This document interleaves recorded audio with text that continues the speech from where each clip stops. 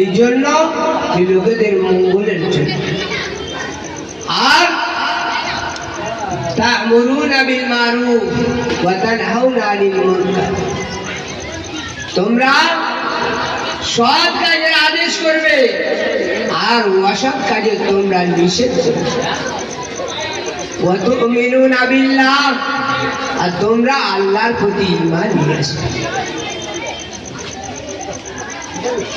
এই উম্মতি মুহাম্মাদীর বহুত ফজিলত রয়েছে। আজ আমরা এই জন্য তো সৌভাগ্যবান হয়েছি। तमाम নবীরা দোয়া করেছিলেন, আম্বিয়া আলাইহিস সালামরা দোয়া করেছিলেন, আর আমরা তো বিনা দোয়া আল্লাহ আমাদেরকে বড় ভালোবেসে আজকের উম্মতি মুহাম্মাদীর মধ্যে গণ্য সমান করেছে।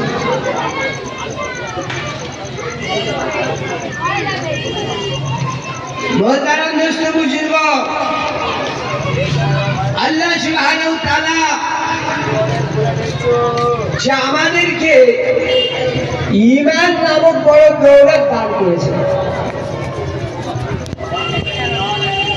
যার কাছে ঈমান থাকবে তার কাছে সবই কিছু থাকবে। ঈমান হলো একটা গাছের গোড়া, গাছের মূল। যার ঈমান থাকবে না তার কিছুই থাকবে না।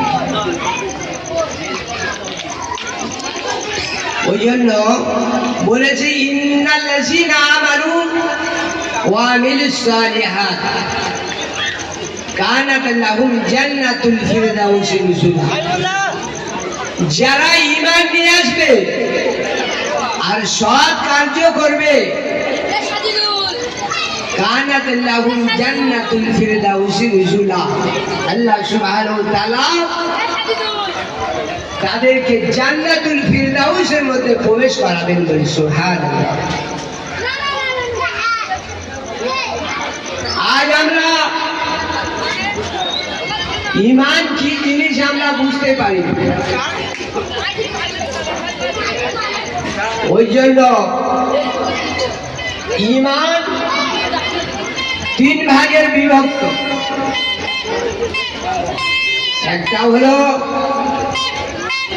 মানুষের ঈমান, একটা হলো নবীদের ঈমান, আর একটা হলো সাহাবাদের ঈমান। মানুষের ঈমান ঘাটতে বাড়তে থাকে, অর্থাৎ কম বেশি হতে থাকে। যখন সে ভালো কাজ করে ঈমান বাড়তে থাকে, আর যখন সে মন্দ